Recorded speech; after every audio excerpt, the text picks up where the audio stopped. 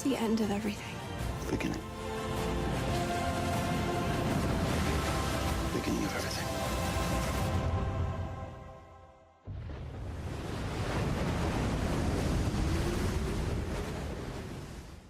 It's sad that Noah's become such a controversial and divisive film. Both fronts, the atheists and the Bible thumpers, are bashing the film from their own heavily biased and subjective perspectives. The atheists see it as yet another religious film that is promoting the Bible's teachings. If you actually pulled your condescending head out of your ass and took yourself to see the film, you'd understand that nowhere in the movie is the encouraging belief in the story of Noah's Ark. It's just an immensely fascinating story, just like any other narrative you anticipate when you visit the movies.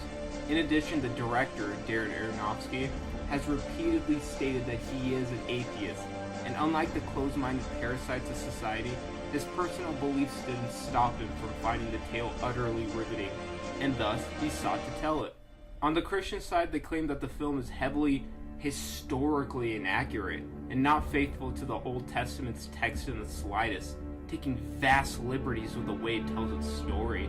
Well, to that I say, there's absolutely no evidence that supports the once existence of Noah and his deed to God of ridding mankind and saving the animals of the earth by building a gigantic boat.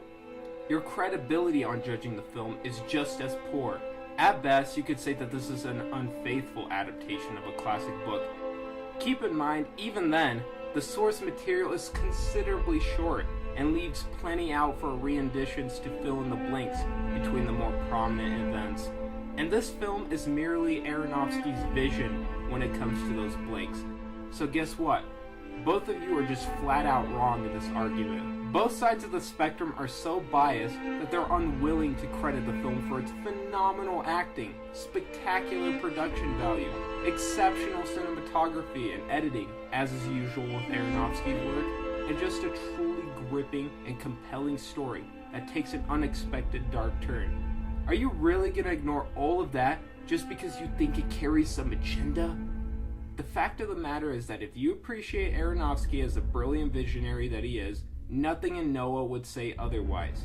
It's just as thematically engaging and visually breathtaking as his other films, but the only difference here being is that there's a religious connotation applied to it, which is bound to attract heavily prejudiced debaters that are going to draw conclusions and refuse to see it as a result.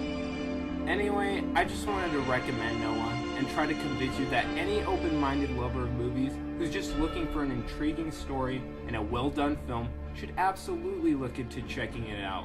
Thanks for your time, and I'll hopefully be seeing you in the future.